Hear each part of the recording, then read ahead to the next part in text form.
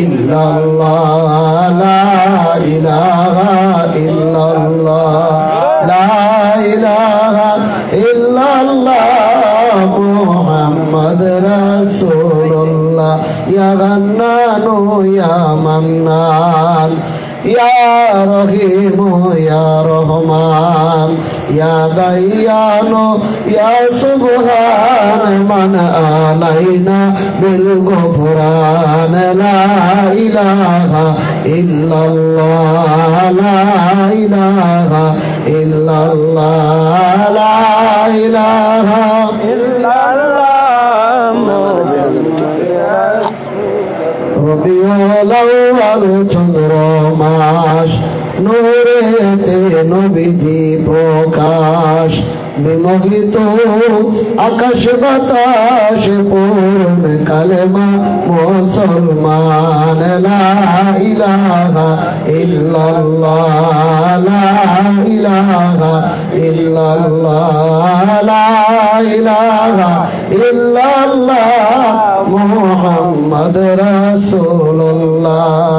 আল্লাহ আল্লাহ আল্লাহ আল্লাহ আল্লাহ আল্লাহ আল্লাহ আল্লাহ আল্লাহ আল্লাহ আল্লাহ আল্লাহ। আমার বাড়ি আসবে দোস্ত হইয়া মেহমান, আমার বাড়ি আসবে দোস্ত হইয়া মেহমান। যাও ফেরেশতা ফুলে ফুলে সাজাও আসমান। আল্লাহ আল্লাহ আল্লাহ আল্লাহ আল্লাহ আল্লাহ আল্লাহ আল্লাহ। ফেরদৌস হইতে তোলিয়া ফুল, চলার পথে ছিটাও ব্যাকুল। মারহাবা মারহাবা সুরে গাও হাবিবের শায়ান। মারহাবা মারহাবা সুরে গাও হাবিবের শায়ান। যাও ফেরেশতা ফুলে ফুলে সাজাও আসমান।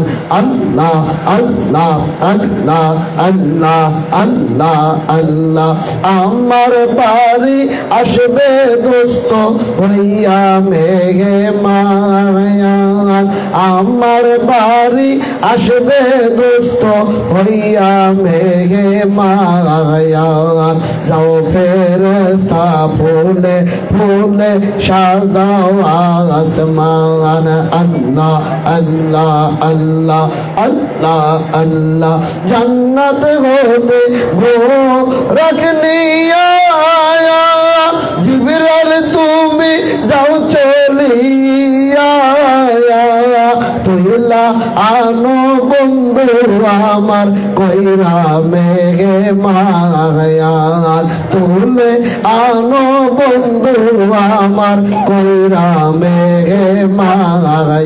আই যাও ফেরেশতা ফুলে ফুলে সাজাও আসমান। আমার বাড়ি আসবে দোস্ত হইয়া মেহমান। আরে আমার বাড়ি আসবে দোস্ত হইয়া মেহমান। যাও ফেরেশতা ফুলে ফুলে সাজাও আসমান। আল্লাহ আল্লাহ আল্লাহ আল্লাহ আল্লাহ আল্লাহ আল্লাহ আল্লাহ। লা ইলাহা ইল্লাল্লাহু মুহাম্মাদুর রাসূলুল্লাহ সাল্লাল্লাহু আলাইহি ওয়াসাল্লাম। অসংখ্য শুকরিয়া মহান আল্লাহ পাকের দরবারে, রব্বুল ইজ্জতের দরবারে, যে মহান আল্লাহ পাক আমাকে আপনাকে আজকে জাকের পাঠ এই ছাত্র ফ্রন্ট এই কদমতলী থানার উদ্যোগে পবিত্র ইসলামী জলসা মিশন জলসা আমাকে আপনাকে আসা এবং বসার তৌফিক দান করলেন। সে আল্লাহর দরবারে কালিমাতুশ শুকর সকলে জবান করে বলি আলহামদুলিল্লাহ।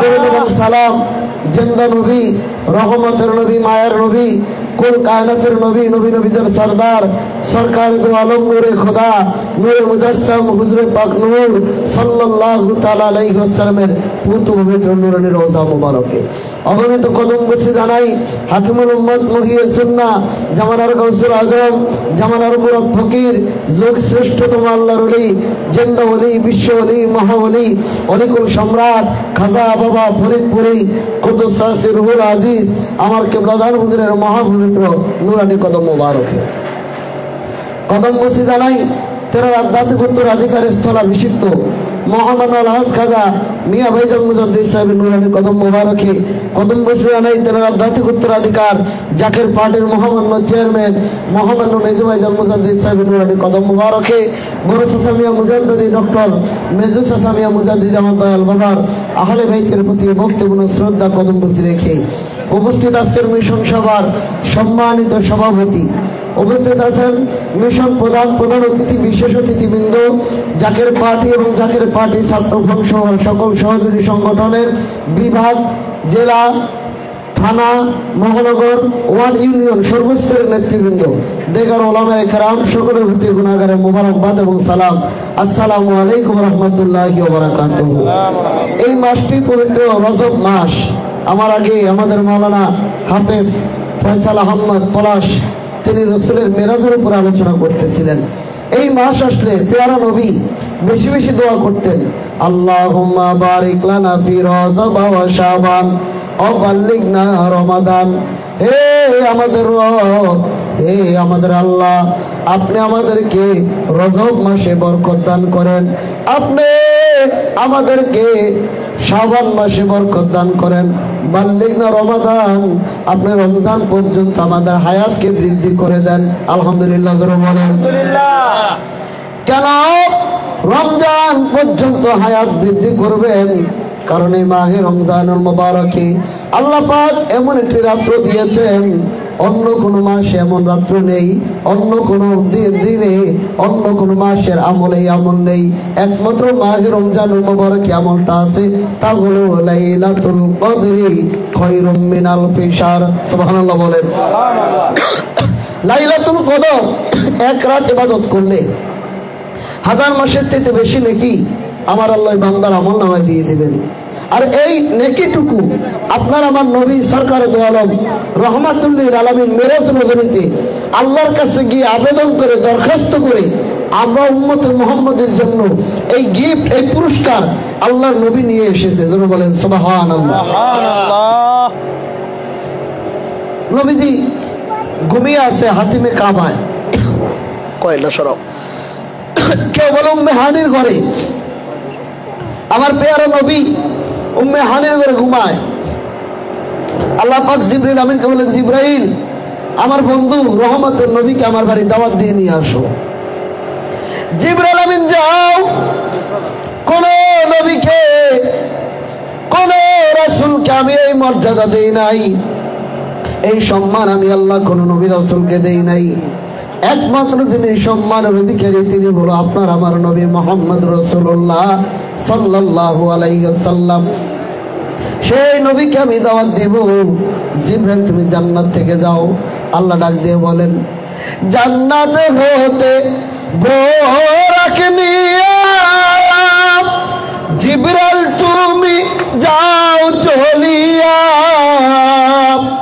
জান্নাত হতে বোরাক নিয়া জিবরাইল তুমি যাও চলিয়া, হাবিবকে উঠায়া আনো কইরা মেঘে মায়ান, যাও ফেরেশতা ফুলে ফুলে সাজাও আসমান। মারহাবা জোরে বলে। আজকে আমাদের এখানে মিশন আসবে, জাকের বাড়ির ছাত্রবন্ধের নেতৃবৃন্দ আসবে, যার কারণে স্টেজ করা হয়েছে, প্যান্ডেল করা হয়েছে, ফুল দিয়ে সাজানো হয়েছে। মেহমান আসবে এই জন্য। আল্লাহ বলে সর্বকালের সর্বশ্রেষ্ঠতম মেহমান এই নীল আকাশের নিচে জমিনের উপরে তথা এই সৃষ্টির ভিতরে এমন মেহমান কখনো হয় নাই আর হবেও না। তিনি হলো আল্লাহর হাবিব, আল্লাহর বন্ধু, আল্লাহর মেহমান। জিবরাইল যাও জান্নাত থেকে বোরাক নিয়ে যাও, আমার নবীকে উঠে নিয়ে আসো। কারণ নবী এত উপরে আসবেন, নবী এত উপরে আসবেন, দুনিয়া থেকে প্রথম আসমান 500 বছরের রাস্তা, প্রত্যেক আসমান 500, 500টা, 3,500 বছরের রাস্তা, এরপরে সিদরাতুল মুনতাহা আরো 7,000 বছরের রাস্তা, এরপরে আরশে আজিম, এরপরে কাবা কাউসাইন আদনা, আসমানের উপরে, 7 আসমানের উপরে, সিদরাতুল মুনতাহার উপরে, আরশে আজিমের উপরে এক একটা নূরের পর্দা, 500 বছরের রাস্তা, এরকম 70,000 নূরের পর্দা ভেদ করে আল্লাহ পাক আমার নবীকে আল্লাহর বাড়িতে মেহমান করে নিয়েছেন। সুবহানাল্লাহ। জিবরাইল এত দূর, আমরা যদি এখান থেকে ওই জুরাইন যান, রিক্সা গেলেই হয়, এখানে মাইক্রো লাগে না। যদি এখান থেকে চট্টগ্রাম যান, হয়তো প্রাইভেট কার নয়তো মাইক্রো, এটা গতিটা যাতে ভালো হয়, বা বাস বা ট্রেন, যেভাবেই হোক। রিক্সায় গেলে চট্টগ্রাম যাওয়াটা তো তাড়াতাড়ি হবে না, এটা গতি পরিবহন লাগবে। আল্লাহ বলে আমি আমার বন্ধুকে এত উপরে আনবো, এই জন্য পরিবহন পাঠাইতেছি। সেই পরিবহনের নাম হলো বুরাক। বলেন নাম কি? বুরাক। তাফসীরে রুহুল বায়ানে সূরা বনী ইসরাঈলের প্রথম আয়াতের তাফসীরে লেখেন, সেই বুরাকের চেহারাটা হলো মানুষের আকৃতি, গাধার চাইতে বড়, খচ্চরের চাইতে ছোট, এমন একটা প্রাণী। তিনি বিদ্যুৎ যেভাবে চলে, বিদ্যুৎ ক্ষণে আছে ক্ষণে নেই, সেকেন্ডেরও কম সময় বিদ্যুৎ পলক মারে, এর চেয়ে বেশি দ্রুত গতি সম্পন্ন বুরাক আমার নবীকে আনার জন্য আল্লাহ পাক পাঠিয়ে দিলেন জিবরিল আমিনের মাধ্যমে। জিবরিল বুরাক নিয়ে এসে নবীর কদমে উম্মে হানির ঘরে দাঁড়িয়ে আছে। ভিতরে ঢুকবে, ঢুকার মতো সাহস পায় না, কারণ নবী তো ঘুমায়। নবী ঘুমায় থাকলে তো নাম ধরে ডাক দেওয়া যায় না। আল্লাহর কুদরতে দেওবন্দ মাদ্রাসার সর্বপ্রথম শাইখুল হাদিস মাওলানা আশরাফ আলী থানভী লিখতেছেন, তানবীরুল সিরাজ ফি লাইলাতুল মিরাজ কিতাবে, যে ঘরে ছাদ ফাঁকা হয়ে গেল, আমার নবীর ঘর মুবারকে জিবরিল আমিন ছাদ মুবারক দিয়ে প্রবেশ করলেন। সুবহানাল্লাহ। জিবরিল আমিন দেখেন নবীজি ঘুমায়, নবীর কদম মুবারকে বসলেন জিবরিল আমিন। নবীদের দেহ ঘুমায়, অন্তর ঘুমায় না। নবী দেখলেন জিবরিল আমিন বসা, কি হয়েছে জিবরাইল? ইয়া রাসূলুল্লাহ, আপনি চলেন, আল্লাহ আপনাকে দাওয়াত দিয়েছে আপনাকে নেওয়ার জন্য। নবীকে ঘর থেকে বের করলেন, আল্লাহর নবীকে জমজম কূপের পাড়ে নিলেন। আলাম নাশরাহ লাকা সাদরাকা, তাফসীর ইবনে কাসির খুলেন, সূরা বনী ইসরাঈলের তাফসীর খুলে দেখেন, আমার নবী আঙ্গুল মুবারক দিয়ে বলছেন, এখান থেকে এই পর্যন্ত আমার পাড়া হয়েছে, সিনা চাক করেছে, কলব বের করেছেন, স্বর্ণের তস্তরিতে রেখেছেন। জমজম কূপের পানি দিয়ে ধুয়ে পরিষ্কার করে ভিতরে ভরে দিয়েছেন, হিকমত ঢুকাইছেন, নবীকে সাহস জোগাইছেন, জ্ঞান দিয়েছেন। এত উপরে যাবেন, নবীর ভিতরে যাতে কোনো ভয় না লাগে, হিকমত দিয়েছেন, মানে জ্ঞান দিয়েছেন, কৌশল অবলম্বন করার ক্ষমতা আল্লাহ দিয়েছেন। নবী বললেন, জোড়া লেগে গেল, রক্ত বাইর হলো না, সেলাইও করা লাগলো না, আমার কোনো কষ্ট হইল না, আমি সাথে সাথে সুস্থ হয়ে গেলাম। জিবরিল আমিন বলে, হুজুর আপনি এখানে 2 রাকাত নামাজ পড়েন। নবী আমার 2 রাকাত নামাজ পড়লেন, বোরাকের ভিতরে উঠলেন, বোরাক উঠবেন, বোরাক লাফাইতেছে, কাঁপতেছে। জিবরিল বলে, বোরাক যেই নবীকে নেওয়ার জন্য এত উপর থেকে নিতে আসলা, তুমি কেন এখন নবীকে নিতে চাও না? বোরাক বলে, যেদিন আল্লাহর নবীর উম্মতকে নিয়ে জান্নাতে যাবে, ওই দিন কি আমি বোরাকের কথা মনে থাকবে কিনা? নবীজি সুপারিশ করার আবেদন জানানোর পরে কবুল করলেন। নবীজি বললেন, ওই দিন তোমার ব্যাপারে আমি সুপারিশ করব। বোরাকের ভিতরে নবী উঠলেন, বোরাক যায়, কত দূর যায়, চোখের দৃষ্টি যেখানে শেষ, ওখানে যায় বোরাকের এক একটা কদম পড়ে। আল্লাহু আকবার বলেন। বোরাক যাচ্ছে, ডানে জিবরাইল, বামে মিকাইল, হাজার হাজার ফেরেশতার সাথে আরশের দুলহা নিয়ে যাচ্ছে। কিছু দূর যাওয়ার পরে জিবরিল আমিন দেখে একটা শুধু সবুজ ক্ষেত আর ক্ষেত, কিছু মানুষ সবুজ পোশাক পরা, সবুজ কাপড় পরা, ক্ষেতের ভিতরে বীজ বুনে, বোনার সাথে সাথে এগুলি গাছ হয়ে যায়, গম হয়ে যায়, পেকে যায়, পেকে আবার কেটে যায়, আবার বীজ বুনে বোনার সাথে সাথে হয়ে যায়। নবী বলে, জিবরাইল রে, এটা কোন ক্ষেত আর এটা কোন জায়গা? এই লোকগুলি কারা? জিবরাইল বলে, ইয়া রাসূলুল্লাহ, এগুলো হলো আপনার উম্মতের ভিতরে একদল উম্মত যারা আখিরাতের ক্ষেতে বীজ বুনতেছে। দুনিয়াতে আপনার উম্মতরে বলবেন তারা যেন আল্লাহ আল্লাহ রসুলের পথে বেশি বেশি করে খেদমত করে, ইসলামের পক্ষে খেদমত করে। তারা লাগাইতে দেরি হয়, এটা গাছ হয়ে ফল হয়ে পেকে ক্ষেতের ভিতরে ধান হয়ে বা গম হয়ে পেকে এটা জমা হইতে দেরি হয় না। আল্লাহ নবী সুসংবাদ দিলেন। এজন্য নবী বলে আল্লাহর পথে কেউ যদি 1 টাকা দান করে 10 টাকা দান করার সওয়াব হয়। আল্লাহর নবী বলেন আল্লাহর পথে যদি কেউ 1টা নেকের কাজ করে আমার আল্লাহ তাকে 10টি নেকের সওয়াব দান করে। আমার পীরকে বাজার হুজুর বলছেন বাবা এই দরবার আল্লাহ রসুলের দরবার, এই দরবার আল্লাহ রসুলের স্বীকৃতিপ্রাপ্ত দরবার। এই দরবারে কেউ যদি 1টা টাকা খেদমত করে আমি আল্লাহর পক্ষ থেকে 70 টাকা তার জন্য কবুল না করে ওই 1 টাকা গ্রহণ করি না। জবান করে এখন মারহাবা আল্লাহুম্মা সাল্লি আলা সাইয়্যিদিনা মাওলানা মুহাম্মাদ ওয়া আলা আলি সাইয়্যিদিনা মাওলানা। আল্লাহর নবী বললেন এটা হলো আখিরাতের খেত। জিবরিল আমিন অনুরোধ করলেন ইয়া রাসূলুল্লাহ আপনার উম্মতরে বলবেন তারা যেন আখিরাতের ক্ষেতে বেশি বেশি করে বীজ বুনে। নবী আরেকটু সামনে গেলেন, যায় দেখে কিছু লোকের মাথাকে পাথরের উপরে রেখে আরেক পাথর দিয়ে ভাঙ্গা হচ্ছে, মস্তকগুলি চূর্ণ বিচূর্ণ হয়ে বের হয়ে যাচ্ছে। আবার তারা ভালো হয়ে যায়, আবার তাদেরকে মারে, আবার তারা ভালো হয়ে যায়, আবার তাদের মাথা ভাঙে। জিবরিল বলে ইয়া রাসূলুল্লাহ এগুলো আপনার উম্মত। নবী বলে এরা কারা? জিবরিল আমিন বলেন হুজুর এগুলো আপনার উম্মতের ভিতরে একদল উম্মত যারা নামাজের সময় মাথা বিছানা দিয়ে শুয়ে থাকতো, তারা নামাজ পড়তো না, নামাজের সময় হেলা করতো। ইয়া রাসূলুল্লাহ আপনার সেই বেনামাজি উম্মতদেরকে এইভাবে মাথা ভাঙা হচ্ছে, কিয়ামত পর্যন্ত ভাঙা হবে, শাস্তি দেওয়া হবে। আল্লাহর নবী আল্লাহর দরবারে এই দৃশ্য দেখলেন, আরেকটু সামনে গেলেন, যায় দেখে কিছু লোক যারা সামনে বিভিন্ন ভুনা গোস্ত গরম গোস্ত এগুলি তারা খায় না, সামনে পচা দুর্গন্ধ বিশ্রী পোকাযুক্ত কিছু খাবার গোস্ত এগুলি বের হচ্ছে, ওই লোকগুলি সেই পচা গোস্তগুলি খাইতেছে। সামনের ভালো গোস্ত ভুনা গোস্ত তাজা গোস্ত খায় না, যেই গোস্তর ভিতরে পোক হয়ে গেছে দুর্গন্ধ হয়ে গেছে এগুলি তারা খাইতেছে। নবী বলে জিবরাইল রে এই লোকগুলি কারা? এরা কেন ভালো গোস্তগুলি খায় না, পচা গোস্তগুলি কেন খাইতেছে? জিবরাইল আমিন বলে হুজুর এগুলো আপনার উম্মতের ভিতরে একদল উম্মত যারা ঘরে হালাল স্ত্রী থাকার পরেও হালাল স্ত্রী বাদ দিয়া অন্যদের সঙ্গে তারা পরকীয়া লিপ্ত ছিল। ইয়া রাসূলুল্লাহ এই জন্য তাদের শাস্তি দেওয়া হচ্ছে, কিয়ামত পর্যন্ত এইভাবে শাস্তি দেওয়া হবে। নাউজুবিল্লাহ জোরে বলেন। আল্লাহর নবীকে এই দৃশ্য আমার আল্লাহ দেখাইলেন। শুধু এই দৃশ্য না, জান্নাতি কারা হবে জাহান্নামী কারা হবে এমন কোন কথা নাই আমার আল্লাহ আমার নবীকে বলেন নাই, এমন কোন জিনিস নাই আমার আল্লাহ আমার নবীকে দেখান নাই, এমন কোন দিক নাই আমার আল্লাহ আমার নবীকে জানান নাই। আল্লাহর যা ছিল সব আমার আল্লাহ আমার নবী মুহাম্মদুর রাসূলুল্লাহ সাল্লাল্লাহু আলাইহি ওয়াসাল্লামকে বলে দিয়েছে। জবান করে কোন মারহাবা। আল্লাহ বলেন সুবহানাল্লাযী আসরা বিআবদিহি আমার বান্দাকে মুহাম্মদুর রাসূলুল্লাহ সাল্লাল্লাহু আলাইহি সাল্লামকে আল্লাহ মেরাজে নিয়েছেন। আবদিহি বান্দা হুজুর সাল্লাল্লাহু আলাইহি সাল্লাম। সূরা নজমে আল্লাহ বলেন ফাআওহা ইলা আবদিহি মা আওহা।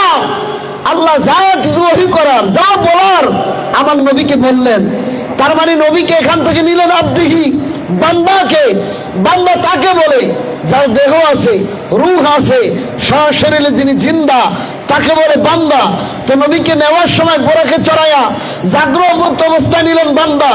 একেবারে উপরে আল্লাহ যখন ওহী করলেন কথা বললেন সেখানে আল্লাহ বলতেছে আমার বান্দাকে আমি ওহী করলাম।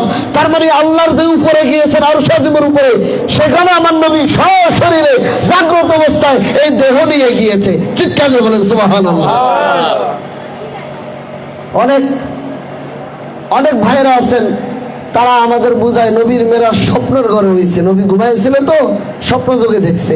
আবার কেউ বলে আধ্যাত্মিক ভাবে হয়েছে, কিন্তু আল্লাহর কোরআন কোরআন সাক্ষী দিচ্ছেন রাসূলের মেরাজ সশরীরে হয়েছে। ফাআওহা ইলা আবদিহি মা আওহা। আবকে বান্দাকে সশরীরে আমার আল্লাহ মেরাজে নিয়েছে। যদি কেউ স্বপ্নের মেরাজের কথা বলে তাহলে কোরআন অস্বীকার হয়ে যায়। যদি কেউ মারফতের আলোকে আপনার ধ্যানের মাধ্যমে মেরাজের কথা বলে তাহলেও কোরআন অস্বীকার হয়ে যায়। যদি কেউ সশরীরে মেরাজের কথা বলে তাহলেই কোরআন ঠিক স্বীকার করা হয়, ঈমান মজবুত হয়। কথা কোন ঠিক না বেঠিক?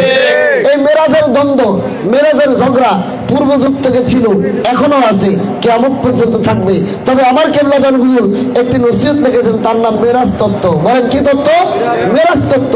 সেই মেরাজ তত্ত্ব নসিহতে হুজুর বলছেন, রাসূলের মেরাজ একবার হয় নাই। সুবহানাল্লাহ জোরে বলেন।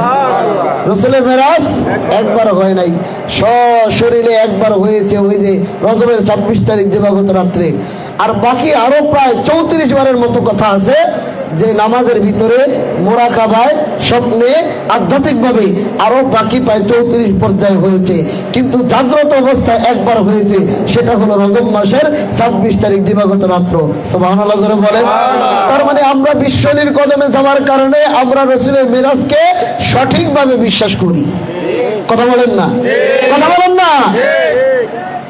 যদি আমরা এখানে না যাইতাম তাহলে মেরাজের প্রতি আমাদের সন্দেহ থাকতো।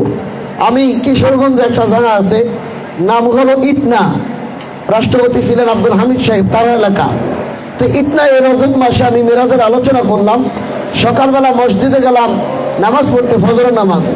তো এক বেচারা তবলিগের আমির, তবলিগ করে, উনি আমার আয়েশা বলতেছে, হুজুর গতকালকে তো আলোচনা করলেন, ভালোই লাগলো, আপনি যে নবীর মেরাজের কথা বললেন, এই নবীর মেরাজ কি সত্য? নাউজুবিল্লাহ বলেন, নাউজুবিল্লাহ বলেন। নবীর মেরাজ কি সত্য? তার মানে রাসূলের মেরাজের প্রতি তার সন্দেহ আছে।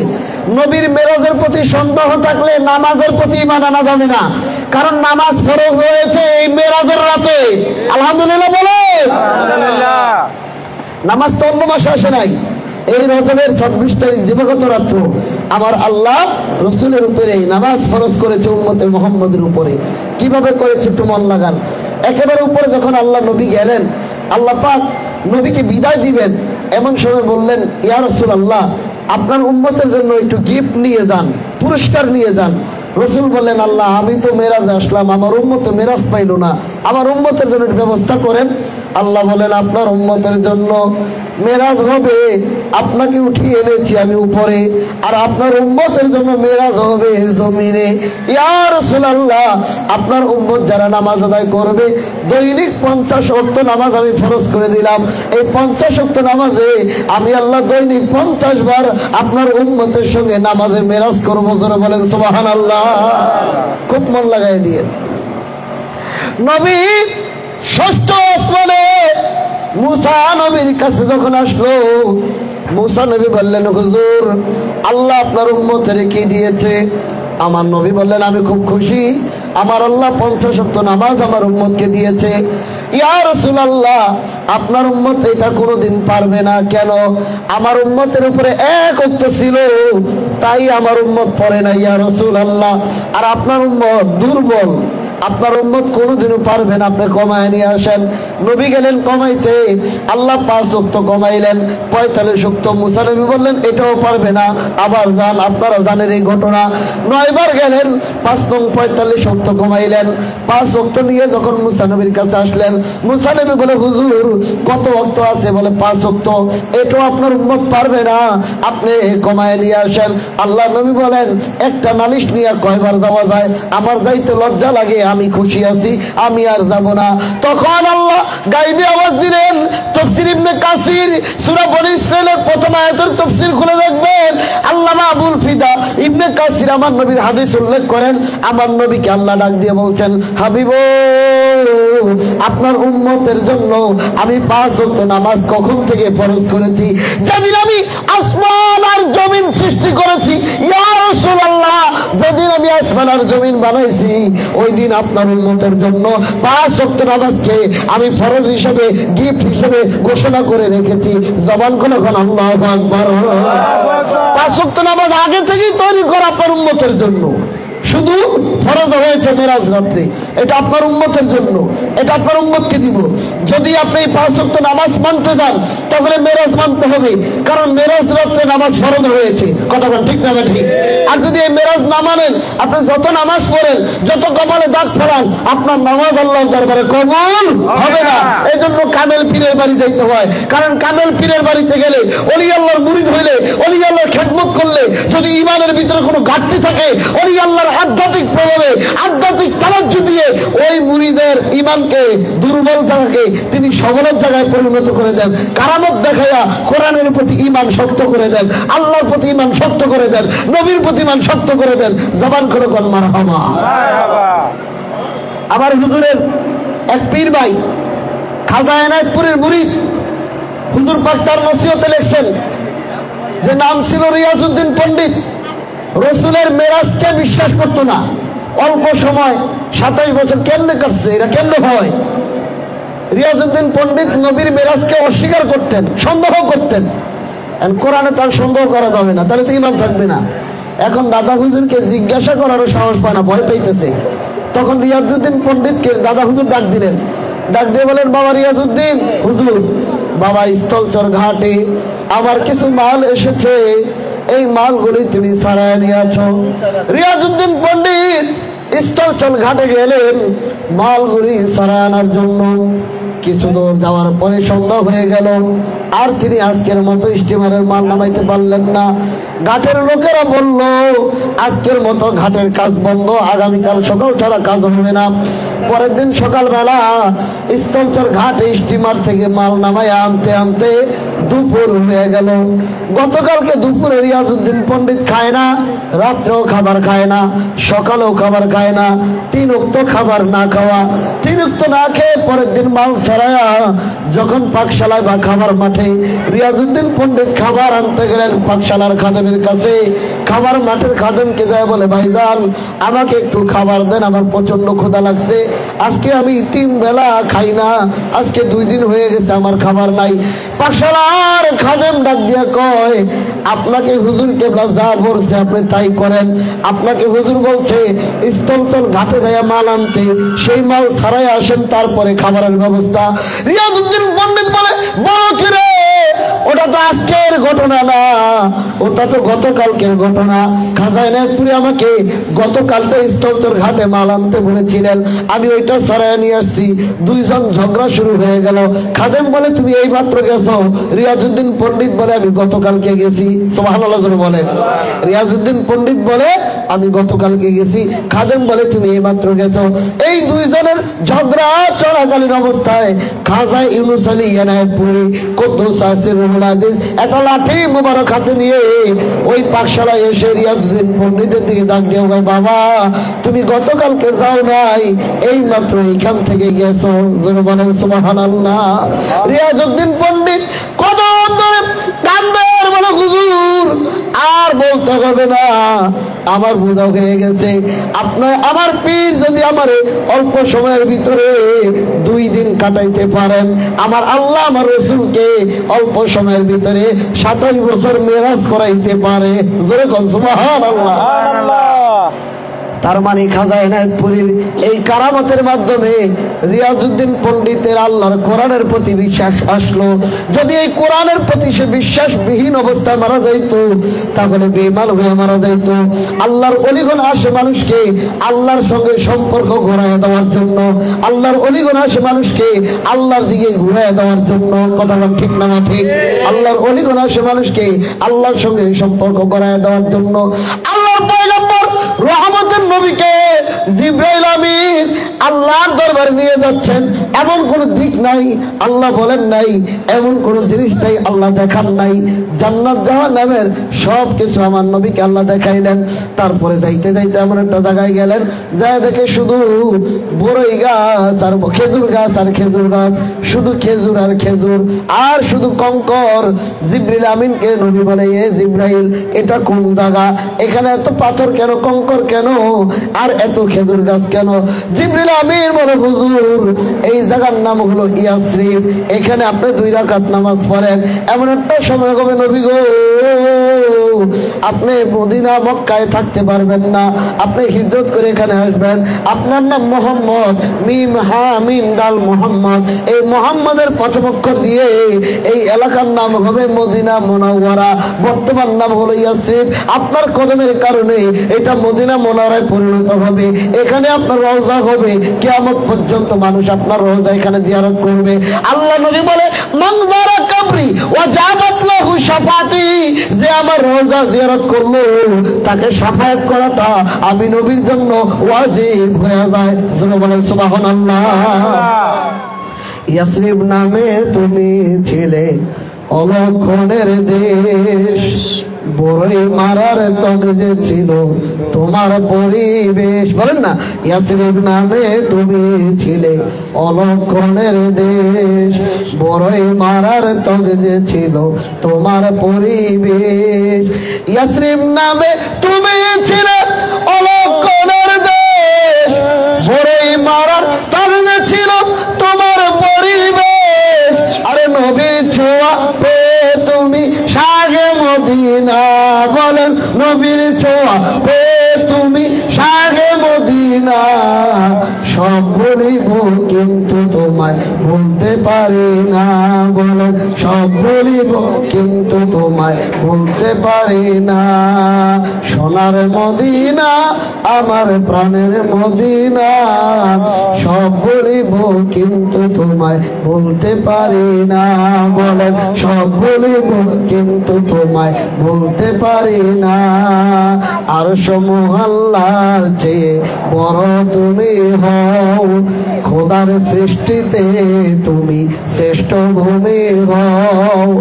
আরশ মহল্লার চেয়ে বড় তুমি হও, খোদার সৃষ্টিতে তুমি শ্রেষ্ঠ ভূমি হও। কেন? আরে তোমার মাঝে ঘুমিয়ে আছে শাহে মদিনা, বলেন তোমার মাঝে ঘুমিয়ে আছে শাহে মদিনা। সব বলিব কিন্তু তোমায় বলতে পারি না, বলেন সব বলিব কিন্তু তোমায় বলতে পারি না। সোনার মদিনা আমার প্রাণের মদিনা, সব বলিব কিন্তু তোমায় বলতে পারি না, বলেন সব বলিব কিন্তু তোমায় বলতে পারি না। আমার নবী ওখানে 2 রাকাত নামাজ পড়লেন। আমার দিকে তাকান, বলেন কয় রাকাত? 2 রাকাত। জোরে বলে, জোরে বলে, কয় রাকাত? 2 রাকাত। বোরাকে ওঠার সময় পড়লেন 2 রাকাত, ইয়াসরিবে পড়লেন 2 রাকাত, 2 2 কত? 4 রাকাত। এরপর আসলেন বাইতুল মুকাদ্দাসে, নবী সমস্ত নবীদের ইমাম হয়ে পড়লেন 2 রাকাত। তাহলে 3 দুগুণে 6 রাকাত নফল নামাজ। কারণ নামাজ তো তখন ফরজ হয় নাই, আসার সময় ফরজ হয়েছে। নবী যাওয়ার সময় 6 রাকাত নামাজ পড়লেন, এটা নফল নামাজ। তার মানে মেরাজ রজনীতে 6 রাকাত নফল নামাজ পড়া এটা আমার দয়াল নবীজির সুন্নাত। আর এই সুন্নাত বর্তমান বিশ্বে একটা পার্টি পালন করে, তার নাম হলো জাকের পার্টি। আমার কেবলাদার হুজুরের মুরিদারা প্রতি শবে মেরাজে মাগরিব ওয়াক্তে 6 রাকাত নামাজ আদায় করে। আল্লাহ নবী সুনান ইবনে মাজাহ শরীফের সালাত হাদিস বলেন, নবীজি বলেন আমার কোন উম্মত যদি মাগরিবের নামাজের পরে 6 রাকাত নফল নামাজ পড়ে, মাঝখানে কোনো মন্দ কথা বললো না, আমার আল্লাহ তার আমল নামায় 12 বছর ইবাদতের সওয়াব দান করে দিবে। চিৎকার দেবেন সুবহানাল্লাহ। কয় বছর? 12 বছর। মাঝখানে কোনো মন্দ কথা বললো না। যেই লোক মাগরিবের পরে 6 রাকাত নামাজ পড়লো, আমার আল্লাহ তার আমল নামায় 12 বছর ইবাদতের সওয়াব দান করবেন। সুবহানাল্লাহ জোরে বলেন। নবীজি এবার আসমানে উঠবেন। জিবরিল আমিন নবীকে বললেন, এরা যারা নামাজ পড়লেন সবাই নবী রাসূল, ইয়া রাসূলুল্লাহ, তারা আপনার পিছনে নামাজ পড়লো। সবাই ধ্বনি তুললো, ইমামুল মুরসালিন, সাইয়্যিদুল মুরসালিন, মুখ খুলে বলেন রাহমাতাল লিল আলামিন। নবী আমার মেরাজে উঠবেন প্রথম আসমানে। জিবরিল আমিন টোকা দিলেন, ভিতর থেকে আওয়াজ দিল, কে কে? আমি জিবরাইল। সাথে কে? মুহাম্মদ রাসূলুল্লাহ সাল্লাল্লাহু আলাইহি ওয়াসাল্লাম। তাকে কি দাওয়াত দেওয়া হয়েছে? যে হ্যাঁ, আল্লাহ দাওয়াত দিয়েছে তাকে। গেট খুলে দাও। দরজা খুলে দিলেন। নবীজি ঢুকলেন। ঢুকেই দেখে হযরত আদম আলাইহিস সালাম দাঁড়ায় আছে। সুবহানাল্লাহ জোরে বলেন। একটু আগে নবীর পিছনে নামাজ পড়ছে। নবী বোরাকে যায়, গোরার চোখের দৃষ্টি যেখানে সেখানে কদম পড়ে।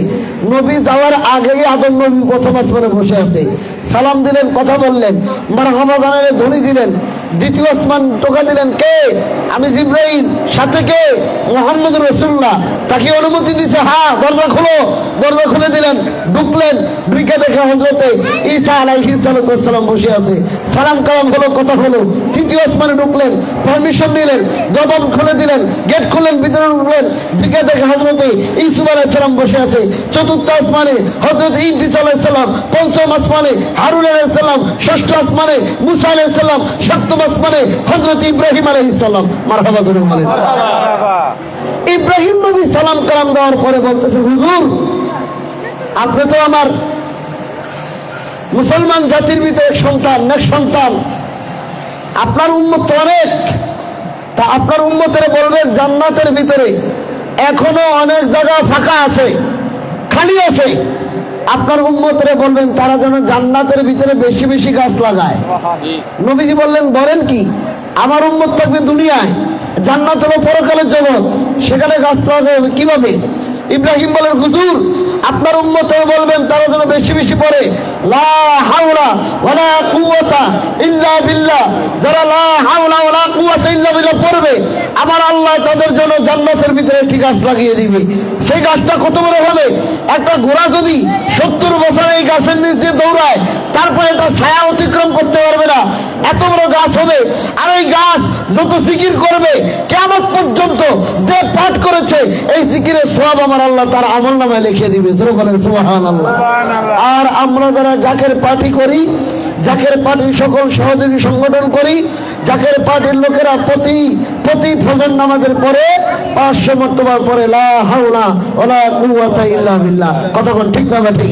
কয়শবার 500 বার 500 মর্তবা পরে লা হাওলা ওয়ালা। আজাদ ভাই এখানে আসেন, সামনে আসেন। 500 মর্তবা করা হয় লা হাওলা ওয়ালা কুওয়াতা ইল্লা বিল্লাহ। দরুদ শরীফ পড়েন, আল্লাহুম্মা সাল্লি আলা। আসেন আজাদ ভাই এখানে আসেন। মাওলানা মুহাম্মদ ওয়া আলা আলি সাইয়্যিদিনা মাওলানা। তো যেটা বলতেছি শুনেন, লা হাওলা ওয়ালা কুওয়াতা ইল্লা বিল্লাহ অর্থ হলো লা মানে নাই, হাওলা মানে কোনো ভরসা নাই, ওয়ালা কুওয়াতা কোনো শক্তি নাই, ইল্লা বিল্লাহ একমাত্র আল্লাহর শক্তি। লা হাওলা ওয়ালা কুওয়াতা ইল্লা বিল্লাহ অর্থ হলো আল্লাহর শক্তি ছাড়া কারো কোনো শক্তি নাই। কথা বলেন, আল্লাহর শক্তি ছাড়া কারো কোনো শক্তি নাই। আর জাকের পার্টির লোকেরা সে আল্লাহর শক্তির উপরে নির্ভরশীল। কথা বলেন, কথা বলেন। জাগতিক শক্তির উপরে তারা নির্ভরশীল না। আমাদের পেট্রোল বোমা নাই, আমাদের পিস্তল নাই, আমাদের রাইফেল নাই, আমাদের গোলা বারুদ নাই, আমাদের আছে কি? আল্লাহর শক্তি। ফজর নামাজের পরে লা হাওলা ওয়ালা কুওয়াতা ইল্লা বিল্লাহ। বাংলাদেশের বহু রাজনৈতিক দলের নেতারা তারা নিজেদের প্রতীক বাদ দিয়ে অন্য প্রতীক নিয়ে নির্বাচন করে সংসদে এমপি মন্ত্রী হয়েছে। কথা বলে এরকম হয়েছে না? নিজেদের প্রতীক বাদ দিতে। কিন্তু একমাত্র একটা পার্টি, জাকের পার্টি, আমাদের প্রতীক গোলাপ ফুল। আমরা কখনো গোলাপ ফুলের প্রতীক বাদ দিয়া অন্য প্রতীক নিয়ে নির্বাচন করি নাই। আরে যদি গোলাপ ফুল বাদ দিয়া অন্য প্রতীক নিয়ে আমরা নির্বাচন করতাম, জাকের পার্টি নির্বাচন করতো, তাহলে কয়েক ডজন এমপি মন্ত্রী সংসদে জাকের পার্টি থাকতো। কারণ জাকের পার্টি তো ক্ষমতা কেন্দ্রিক পার্টি না। হুজুর বলছেন জাকের পার্টি হলো আদর্শ কেন্দ্রিক পার্টি। নবীজির আদর্শ প্রচার করা হলো এই পার্টির একমাত্র উদ্দেশ্য। জাকের পার্টির নীতিমালা ইসলাম, ঈমান, ইহসান। ইসলাম মানে শান্তি, এজন্য জাকের পার্টি কোনো শান্তি করে না। জাকের পার্টির চেয়ারম্যান যদি একটা হুকুম দেয়, এক হুকুমে আধা ঘন্টা লাগবে না ঢাকার শহর বন্ধ করার মতো ক্ষমতা জাকের পার্টির লোকদের আছে। কিন্তু করে না কেন? একটাই বড় কারণ জাকের পার্টির নীতিমালা হলো ইসলাম, ইসলাম মানে শান্তি। যার কারণে আছে 35 বছর বয়স জাকের পার্টি একদিন হরতাল দেখে নাই, একদিন মানুষ হত্যা করে নাই, একদিন পেট্রোল বোমা মারে নাই। কথা বলেন না কেন? কারণ এই রাজনীতি জাকের পার্টি করে না। জাকের পার্টি দুনিয়ার মানুষের কাছে মাথা নত করে নাই। জাকের পার্টির লোকেরা রাত 3টায় আমার আল্লাহর কাছে ডাকে, ইয়া আল্লাহু ইয়া রহমানু ইয়া রাহিম। নবীকে ডাকে ইয়া রাহমাতাল লিল আলামিন। বর্তমান যেই অবস্থা বাংলাদেশের, যেই পরিস্থিতি বাংলাদেশের, আপনারা জানেন পদ্মা নদী, দক্ষিণবঙ্গ পদ্মা নদীর ভিতরে যদি আপনি একটি মাঝি ছাড়া একটা নৌকা ভাসায় দেন, এই নৌকা কোথায় যাবে? এই নৌকার কোনো গ্যারান্টি নাই। কথা বলেন না? এই নৌকার কোনো গ্যারান্টি নাই, মাঝি নাই। এই নৌকা কোথায় নিবে? এই নৌকা কি জাজিরা ওইপার যাবে, না মুন্সিগঞ্জ যাবে, না ওইদিকে আপনার দোহারের দিকে যাবে, না আবার নৌকা ফিরত আসবে? কোথায় যাবে? যেহেতু এই নৌকার মাঝি নাই, এই নৌকা টলবলো ডুববে না ভাসবে, কুল কিনার কোথাও যাবে? মাঝিবিহীন নৌকার যে অবস্থা বর্তমানে আমাদের দেশের সেই অবস্থা। কথা বলেন না? আমরা কোথায় যাব? আমাদের আল্লাহর কাছে বলা ছাড়া আর গতি নাই। আল্লাহর কাছে রাত ৩টায় বলতে হবে যে আল্লাহ এমন একজন মাঝি আমাদের দাও, কোরআন হাদিসের আলোকে, সত্য ইসলামের আলোকে, আল্লাহ রসুলের তরিকা অনুযায়ী রাষ্ট্র পরিচালনা করবে, দেশ পরিচালনা করবে, এমন একজন নেতা আমাদের মাঝে বর্তমানে দরকার। কথা বলে। আর সে পবিত্র নেতা, আধ্যাত্মিক নেতা, যিনি সভ্য, ভদ্র, নম্র, ৩৫ বছরের জীবনে জাকের পার্টি গঠনে যার চরিত্রে বিন্দু পরিমাণ কলঙ্ক নাই, তিনি হল বর্তমানে জাকের পার্টির মহামান্য চেয়ারম্যান পীরজাদা মুস্তফা মীর ফয়সাল মুজাদ্দেদী। আমরা বাংলাদেশ কেন, তাম পৃথিবীতে জাকের বাড়ির চেয়ারম্যানের মতো একজন পবিত্র নেতা দেখাইতে পারবেন না। কথা বলেন আছে? কথা বলেন আছে? আমাদের পবিত্র রাজনীতি। হুজুর বলছেন বাবা সময় আসবে দেশ নেতৃত্বহীন হবে। আজকে বাংলাদেশ, হুজুর পাকের সেই ভবিষ্যৎবাণী বলছেন বাবা অমুক দেশ থেকে, নাম বলবো না আমি, অমুক দেশ থেকে এই দেশ আক্রমণ হবে, কচু গাছের মতো লাশ কাটবে, জানাজা দেওয়ার লোক থাকবে না, লাশের স্তূপ পরে থাকবে, লাশ পাড়িয়ে তোমরা অফিস আদালত করবা। বাবা এমন একটা সময় আসবে বাবা বাংলাদেশের লাশের গন্ধে শিয়াল কুকুরে লাশ খাবে। বাবা মুসলিম শাসনের নেতৃত্বে এই দেশ স্বাধীন হবে। বাবা তোমরা ঘুমায় থাকবা, ঘুম থেকে উঠে দেখবা জাকের বাড়ির বিজয় নিশান আকাশে উঠতেছে।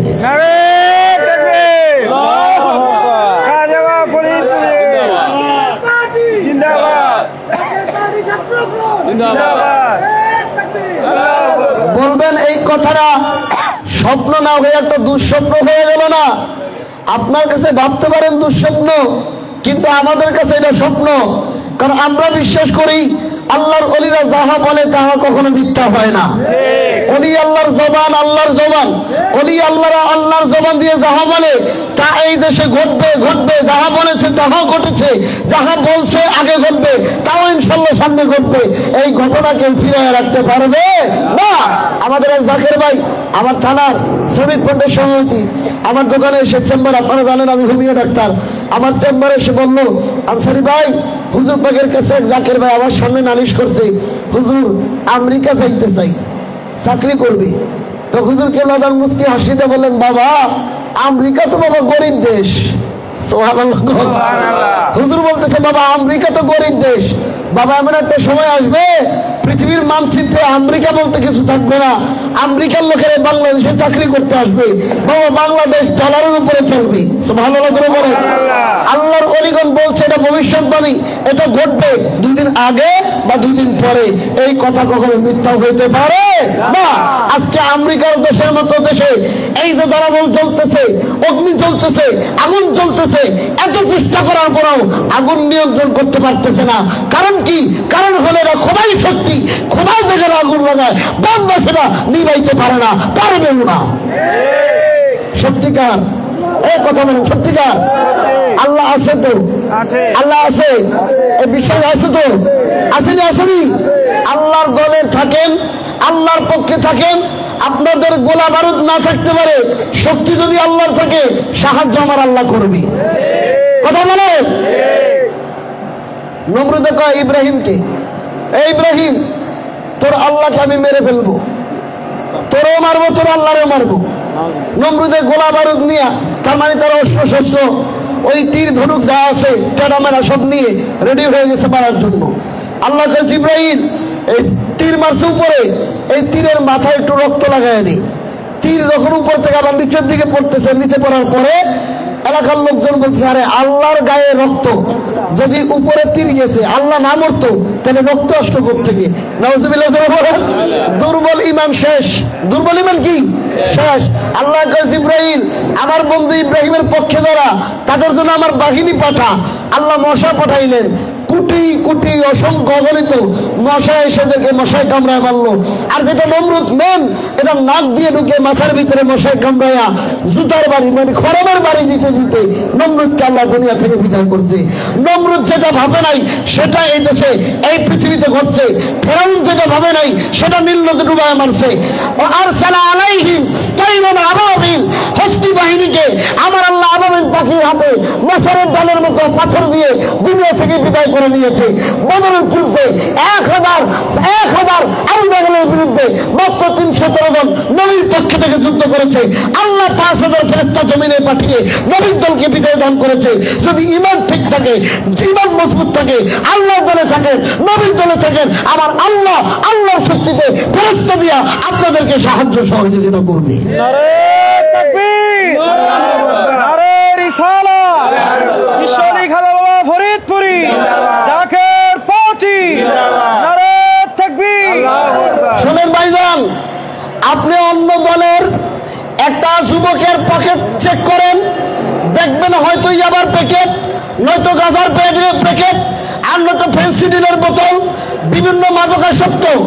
জাকের পার্টি একটা ছাত্র ফ্রন্ট, জাকের পার্টি যুব ফ্রন্ট, জাকের পার্টি যুব স্বেচ্ছাসেবক ফ্রন্ট, জাকের পার্টি অন্যান্য ফ্রন্টগুলি। ভাইদের পকেটে হাত দেন, দেখবেন ছোট্ট একটা তসবিহ। বলবেন কিরে তোর পকেটে তসবিহ কেন? উনি বলবে জাকের পার্টি আমি করি। আর জাকের পার্টির প্রতিষ্ঠাতা খাজা ফরিদপুরি বলেছেন তার মুরিদানকে প্রতিদিন ফজরের পরে এখানে 500 মর্তবা লা হাওলা ওয়ালা কুওয়াতা ইল্লা বিল্লাহ পড়তে হবে। তার মানে আল্লাহর শক্তির উপর আমরা আত্মসমর্পণ করি, আল্লাহর শক্তিতে আমরা বিশ্বাস করি। ঠিক কিনা বলে বলেন? সূরা নসর 30 পারা, আলাম নাশরাহ লাকা সাদরাক, এই আয়াতের তাফসীর ওয়ারাফা'না লাকা যিকরাক, এই আয়াতের তাফসীর তাফসীর ইবনে কাসির খুলেন। আল্লামা আবুল ফিদা লিখতেছেন নবীর হাদিস, নবী আল্লাহকে বলেছেন, আমাদেরকে তাকান, নবী আল্লাহকে বলেছেন, আল্লাহ আপনি দাউদ নবীকে এমন পাওয়ার দিয়েছেন, দাউদ নবী যদি হাত দিয়ে লোহা ধরে তাহলে লোহা মোমের মতো নরম হয়ে যায়। সুবহানাল্লাহ বলেন। রব্বুল আলামিন দাউদ নবীর হাতে আপনি লোহাকে নরম করার ক্ষমতা দিয়েছেন, পাথরকে নরম করার ক্ষমতা দিয়েছেন। ওই তুলনায় আপনি আমাকে কি দিয়েছেন? আমার নবী আমার আল্লাহকে প্রশ্ন করতেছেন। আল্লাহ বলে, হাবিব দাউদ নবীর হাতের ভিতরে লোহা নরম করার ক্ষমতা দিয়েছি, পাথর নরম করার ক্ষমতা দিয়েছি। আর আমি আল্লাহ নিজে আপনাকে আমার কোরআনুল কারীম দান করেছি। ইয়া রাসূলুল্লাহ, পৃথিবীর কোন নবীকে, পৃথিবীর কোন রাসূলকে, পৃথিবীর কোন নবী রাসূলের উম্মতদেরকে আমি আল্লাহ কোরআন দেই নাই। এই কোরআন একমাত্র আপনার নবীকে দিয়েছি, আপনার মুহাম্মদের উম্মতকে পাঠ করতে দিয়েছি। আপনার উম্মত যখন কোরআন তেলাওয়াত করে তারা যেন সরাসরি আমি আল্লাহর সঙ্গে কথা বলে। জোরে বলেন সুবহানাল্লাহ। এরপর আমার আল্লাহ বলেন, রাসূল গো জান্নাতের গুপ্ত ধন ভান্ডার, এই আয়াতের তাফসীর, জান্নাতের গুপ্ত ধন ভান্ডার, আমি আল্লাহ জান্নাতের অনেক গুপ্ত ধন ভান্ডার আছে। এর ভিতরে একটি গুপ্ত ধন ভান্ডার হলো লা হাওলা ওয়ালা কুওয়াতা ইল্লা বিল্লাহ, সেই লা হাওলা ওয়ালা কুওয়াতা ইল্লা বিল্লাহ আমি আল্লাহ আপনাকে দান করেছি, আপনার উম্মতকে দান করেছি। আর বাংলাদেশে সেই লা হাওলা ওয়ালা কুওয়াতা ইল্লা বিল্লাহ সবচেয়ে বেশি যেই দল পড়ে, সবচেয়ে বেশি যেই দল আমল করে, সেই দলের নাম হলো জাকের পার্টি, জাকের পার্টি, জাকের পার্টি। কথা বলেন ঠিক কিনা? আলোচনা বলেন ঠিক কিনা? তাহলে আমাদের শক্তি কার শক্তি? আল্লাহর। বলেন বলেন কার শক্তি? আল্লাহর শক্তি। জাগতিক শক্তির উপর আমরা বিশ্বাসী না। কারণ ইমাম মাহদী আলাইহিস সালাতু ওয়াস সালাম আসবেন, ঈসা আলাইহিস সালাম আসবেন, দাজ্জাল আসবেন। দল হবে দুইটা, একটা হলো হিজবুল্লাহ আল্লাহর দল, আরেকটা হবে হিজবুশ শয়তান, শয়তানের দল। পৃথিবীতে যেই দল আপনি করেন না কেন, যারা মুসলিম আল্লাহকে রাখে, আল্লাহর স্মরণ করে, আল্লাহর জিকির করে, জিকির যারা করে তাদের বলা হয় জাকের। দলভুক্ত হয়ে করলে বলে পার্টি। জাকের পার্টির বাংলা অর্থ হলো আল্লাহর স্মরণকারী দল। তাহলে হযরত ঈসা আলাইহিস সালাম ইমাম মাহদী আলাইহিস সালাম যেই দলের নেতৃত্ব দিবেন সেই দল হলো হিজবুল্লাহ, আল্লাহর দল। দুইটি দল কিয়ামতের আগে থাকবে, একটা হলো হিজবুল্লাহ আল্লাহর, আরেকটা হলো হিজবুল শয়তান। আমি কোন মুসলমান, আমি চাকের পানি বুঝি না, আত্মসী বুঝি না, সাধারণ বুঝি না, এক কথায় আমরা সবাই মুসলমান। জবান খুলে বলেন, আমরা কি আল্লাহর দলে থাকতে চাই না শয়তানের দলে থাকতে চাই? কারা কারা আল্লাহর দলে হাত উঠান, কারা কারা আল্লাহর দলে? আল্লাহ কবুল করে জোরে বলেন আমি, আরে করে বলেন আমি। বর্তমান আমরা কার দল? জোরে বলেন কার দল? তাহলে হিজবুল্লাহ আল্লাহর দল, আর এই হিজবুল্লাহর দলই হলো বর্তমানে জাকের পার্টি। আমার কেবলাদান নসিহত বলছেন, বাবা তোমরা যদি আখিরি জামানার বালা থেকে বাঁচতে চাও, আল্লাহর গজব থেকে বাঁচা ইমাম মাহদী আলাইহিস সালামের পতাকার নিচে থাকতে চাও, তাহলে তোমরা জাকের পার্টির পতাকার নিচে থাকো। বাবা ইমাম মাহদী আলাইহিস সালামের প্রথম কাতারে সৈনিক হবে জাকের পার্টির সদস্যরা। সুবহানাল্লাহ, জোরে বলেন, জোরে বলেন। আমার কেবলাদান নসিহত এই ভবিষ্যৎবাণী করেছেন। তা আমরা সেই আল্লাহর দলে থাকতে চাই, নবীর দলে থাকতে চাই। বলেন আমাদের শক্তি কি? লা হাওলা ওয়ালা কুওয়াতা ইল্লা বিল্লাহ। কি বলেন, এর চাইতে বড় শক্তি আছে? কথা বল না কেন? আমেরিকার যে শক্তি, ওই শক্তি বড় না আল্লাহর শক্তি বড়? তাহলে আল্লাহর শক্তি। আজকে দেখলাম ফেসবুকে পাখি পাখি পাখি আগুনের গোলা, মানে আগুনের গোলা কামড় দিয়ে ঠোঁট দিয়ে ধরে নিয়ে আরেক জঙ্গলে ফেলাইতেছে। যেখানে আগুন নাই ওই পাখির ঠোঁট থেকে ওই আগুনের গোলা পরে ওখানে আগুন লেগে যাচ্ছে। যেখানে এত বড় বড় প্রযুক্তি থাকার পরেও আগুন নিয়ন্ত্রণ করে পারতেছে না, আর আল্লাহ পাখি দিয়ে আবার আরেক জায়গায় যেখানে আগুন নাই সেখানে আগুন লাগাইতেছে। তার মানে বাঁচতে হলে আল্লাহ আল্লাহ রসুলের দল ছাড়া আর কোনো উপায় নাই। কথা বলেন না? এটা প্রমাণ আল্লাহ দিচ্ছেন 30 পারা। আমার আল্লাহ বলেন, বিসমিল্লাহির রহমানির রহিম, ওয়াল আসর ইন্নাল ইনসানা লাফি খুসর। আল্লাহ বলেন সময়ের কসম, ইন্নাল ইনসানা লাফি খুসর। প্রত্যেকটি মানুষ ক্ষতির ভিতরে আছে। ইনসান মানে মানুষ। এখানে মুসলমান, হিন্দু, বৌদ্ধ, খ্রিস্টান, ইহুদি, নাসারার কথা আমার আল্লাহ বলেন নাই। আল্লাহ বলছেন ইনসান, ইনসান মানে মানুষ। আমেরিকার মানুষ ক্ষতিগ্রস্ত, কানাডার মানুষ ক্ষতিগ্রস্ত, থাইল্যান্ডের মানুষ ক্ষতিগ্রস্ত, নিউজিল্যান্ডের মানুষ ক্ষতিগ্রস্ত, বাংলার মানুষ ক্ষতিগ্রস্ত, সৌদি আরবের মানুষ ক্ষতিগ্রস্ত, ভারতের মানুষ ক্ষতিগ্রস্ত, পাকিস্তানের মানুষ ক্ষতিগ্রস্ত।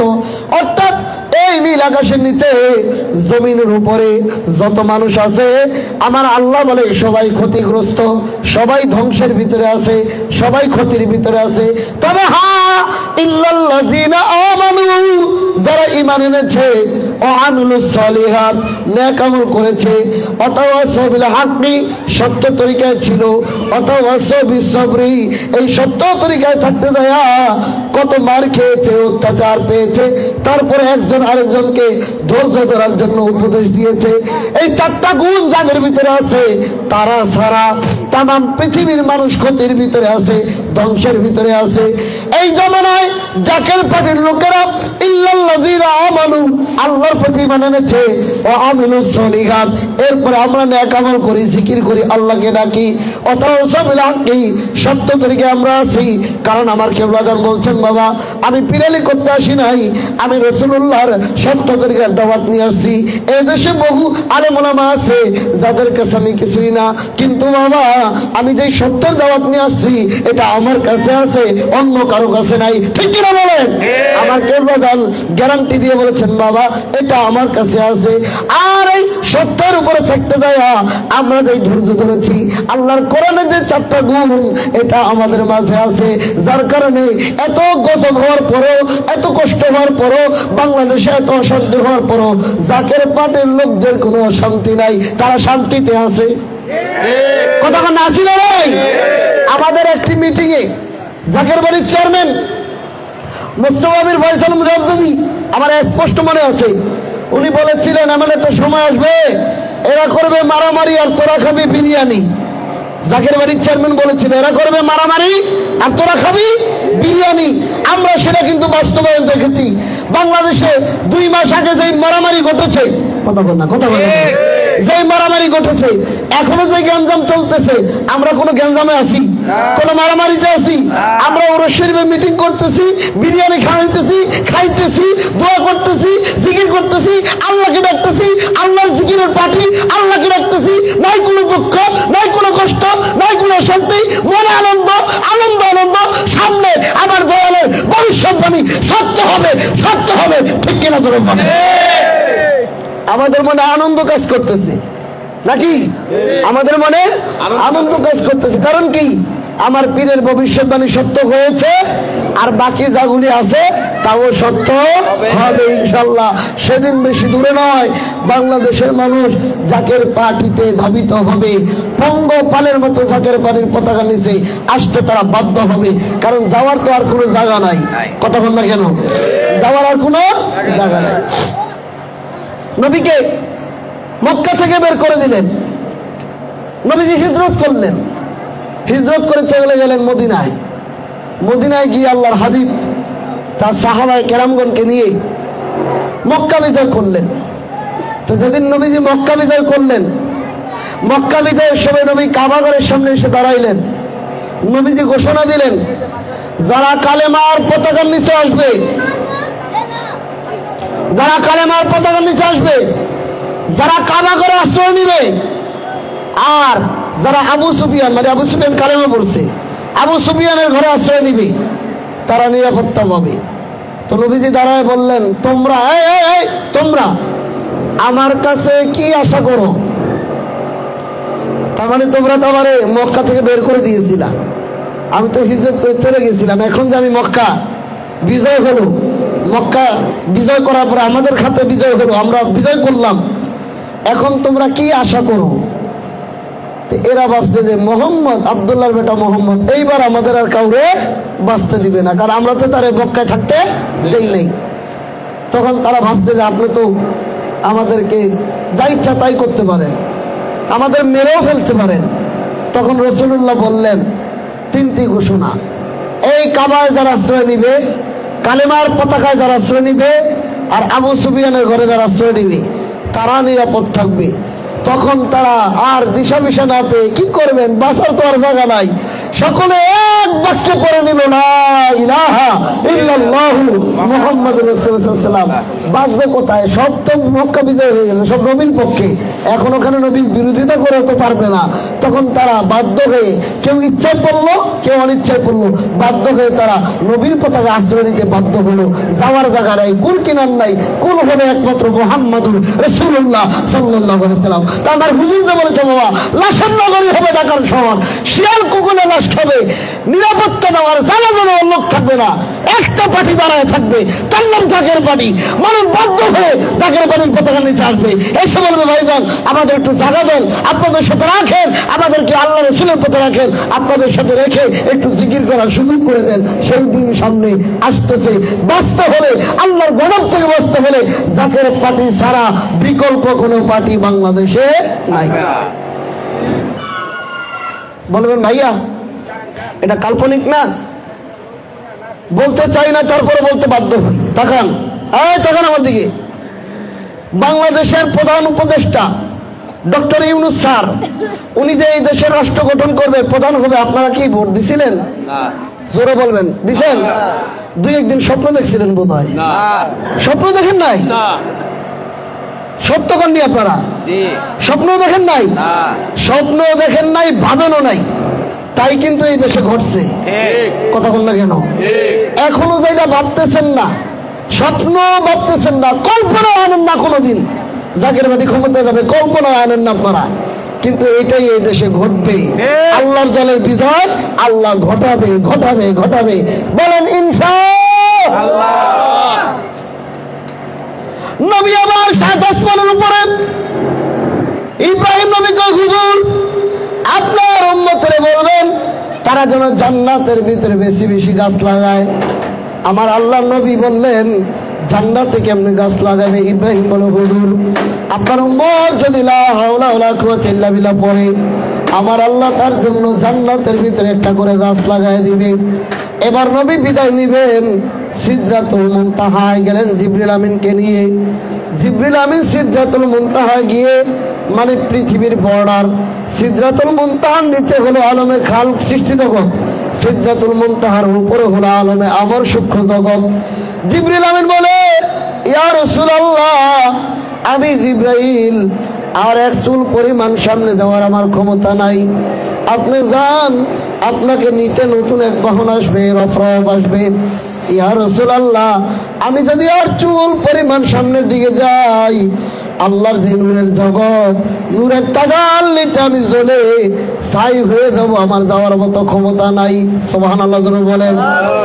তবে ইয়া রাসূলুল্লাহ, নবীজি গো, আমার একটা দরখাস্ত আমি আপনার কদমে রাখি, এই দরখাস্তটা আপনি পাশ করে নিয়ে আসবেন। ইয়া রাসূলুল্লাহ, আল্লাহ আমাকে 600 নূরের পাখা দিয়েছে, এই 600 নূরের পাখা দিয়ে আমি কি করব? আমি 600 নূরের পাখা দিয়ে যদি একটা বাড়ি দেই, আমি পৃথিবীর মাশরিক থেকে মাগরিব মুহূর্তের ভিতরে আমি অতিক্রম করতে পারি। এতগুলি পাখা আমার আল্লাহ আমাকে দান করেছে। ইয়া রাসূলুল্লাহ, আমার দরখাস্তটা আপনি পাশ করে আনবেন। নবী বলে, জিবরাইল, এমন কোন দরখাস্ত করবি না, এমন কোন আবেদন জানাবি না, যে আবেদন জানাইলে এটা আমার উম্মতের বিরুদ্ধে যায়, এমন কোন আবেদন আমি মুহাম্মদ গ্রহণ করব না। সুবহানাল্লাহ জোরে বলেন।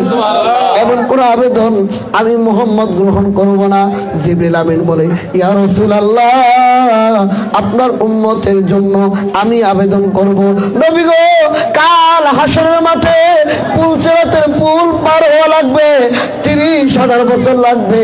চুলের চাইতে চিকন হবে, হীরার চাইতে দাঁড়া হবে, পুলসিরাতের পুল পার হয়ে যাবে, নিচে থাকবে জাহান্নাম।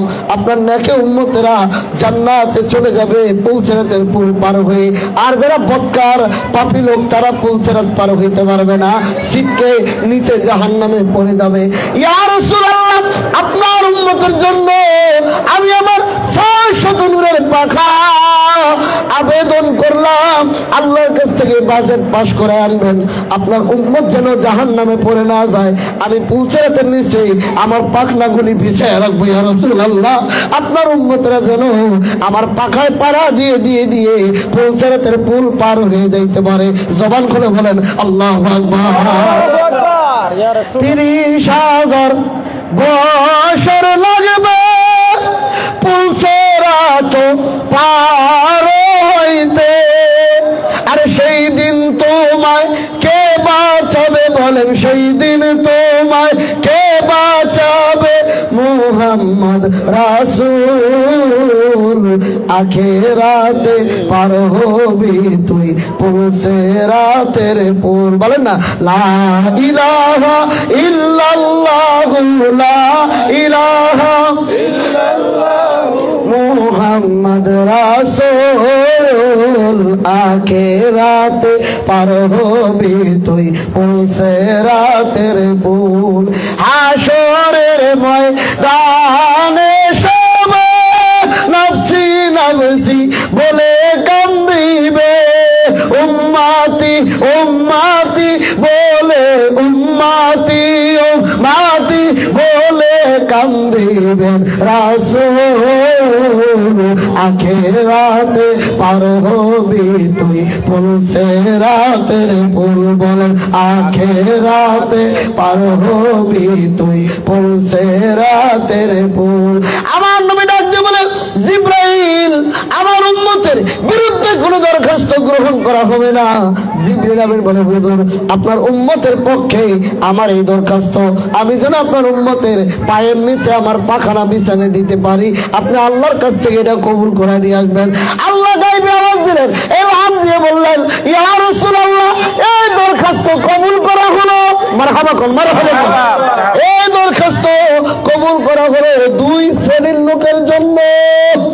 এক শ্রেণী হলো আপনার যারা সাহাবী, তাদের জন্য এই দরখাস্ত কবুল করা হলো। 2 নম্বর হলো আপনার যারা আশিক, আপনার যারা পাগল, তাদের জন্য এই দরখাস্ত কবুল করা হলো। তার মানে নবীর সাহাবীরা পুলসিরাতের পুল পার হওয়ার সময় জিবরাইল পায়ের নিচে পাখা বিছায় রাখবে।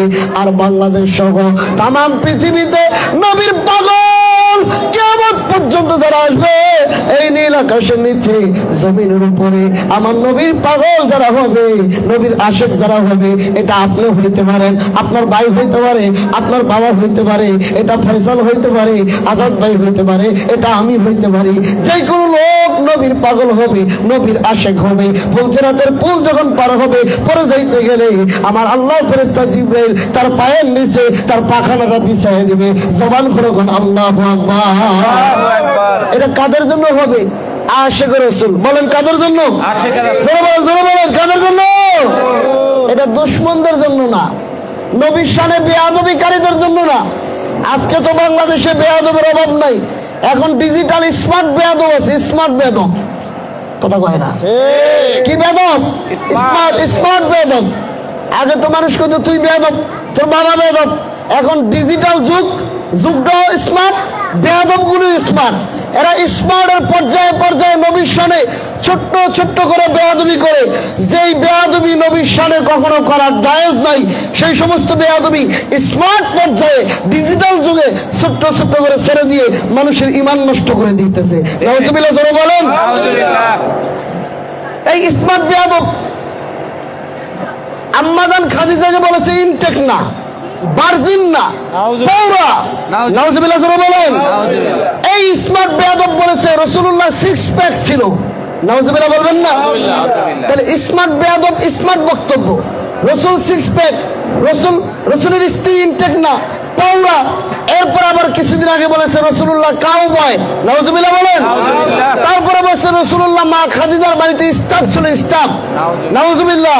এই সমস্ত বক্তব্য যারা নবীর শানে দেয়, নবীর শানে কথা বলতে যাদের বুক কাঁপে না, নবীর শানে কথা বলতে যারা ভয় পায় না, নবীর শানে যারা বেয়াদবিমূলক কথা বলে, এরা হলো লেবাসুল মুমিনিন কুরুমুল কাফের।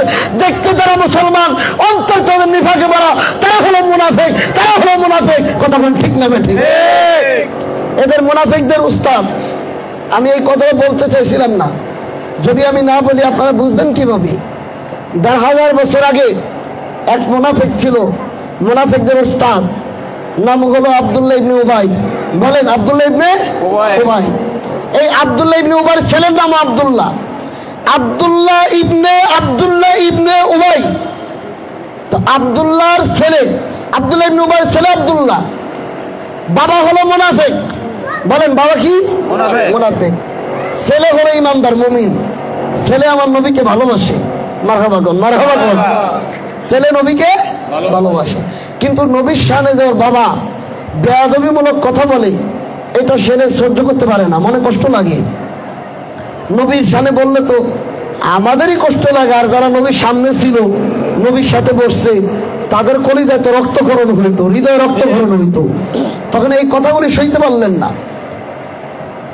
আবু দাউদ শরীফের হাদিস খুলে দেখবেন, নবীর বিরুদ্ধকারী, নবীকে যারা গালি দেয়, নবীর যারা মানহানি করে, তাদের একমাত্র শাস্তি হলো মৃত্যুদণ্ড। একমাত্র শাস্তি কি? মৃত্যুদণ্ড। আবু দাউদ শরীফের হাদিস আসছে, এক মহিলা রাসূলুল্লাহকে গালি দিতেন। তো এটা বলতেছি তাকান। আব্দুল্লাহ ইবনে উবাইয়ের ছেলে আব্দুল্লাহ, তিনি নবীর কাছে গেলেন, গিয়ে বলেন হুজুর আপনি যে ওযু করেন, ওযু করেন, ওযু মুবারক করার পরে যে পানি মুবারক থাকে অবশিষ্ট, হুজুর এই পানিটুকু দয়া করে আপনি আমাকে দেন। নবী বলেন আব্দুল্লাহ রে, এই পানি দিয়ে তুমি কি করবা? আব্দুল্লাহ বলে ইয়া রাসূলুল্লাহ, এই পানিটুকু আমি নিয়ে আমার বাবাকে খাওয়াবো। কেন? আমার বাবা আপনার প্রতি কুধারণা করে, আমার বাবা আপনাকে খারাপ বলে গালি দেয়। ইয়া রাসূলুল্লাহ, আমি সইতে পারি না। এই পানিটুকু আমার বাবাকে খাওয়াবো, যাতে আমার বাবা থেকে মনের কুচিন্তা দূর হয়ে যায়, আপনার প্রতি নিফাক যাতে এটা দূর হয়ে যায়। আল্লাহ নবী ওযু করার পরে এই পানি মোবারক দিলেন। আব্দুল্লাহ ইবনে উবাইয়ের ছেলে আব্দুল্লাহ তাবারক হিসেবে এই পানিটুকু আমার নবীর কদম থেকে নিয়ে গেলেন, নিয়ে বলেন আব্বা যান এই পানিটুকু আপনি খান, পানিটুকু পান করেন। আব্দুল্লাহ ইবনে উবাই বলল কিসের পানি আনছো? এটা কার পানি? কোন জায়গা থেকে আনছো? আব্দুল্লাহ ডাক দিয়ে বলে, আব্বাজান এটা হলো আল্লাহ রসুল মুহাম্মদ রাসূলুল্লাহ সাল্লাল্লাহু আলাইহি সাল্লামের ওযু মুবারকের অবশিষ্ট পানি। এই পানিটুকু আপনি তাবারক হিসেবে খান, যাতে আপনার মন থেকে নিফাক দূর হয়ে যায়, মুনাফিকি দূর হয়ে যায়, আপনি যে নবীর বিরুদ্ধে বলেন এটা যাতে দূর হয়ে যায়। আব্দুল্লাহ ইবনে উবাই এমন একটা ভাষা বললেন, আমার মুখ দিয়ে আনতে ঘৃণা লাগতেছে। তারপর আপনাদের বলবো, নাচ বললে বুঝবেন কিভাবে যে এই কথাটা বলছে? এটা বলার পরে, শোনার পরে এত জোরে নাউজুবিল্লাহ বলবেন যাতে জমিনটা কাঁপে। বলার পরে এত জোরে নাউজুবিল্লাহ বলবেন। আব্দুল্লাহ ইবনে উবাই বলতেছে, আরে তুই মুহাম্মদের ওযুর পানি আমার জন্য আনছস?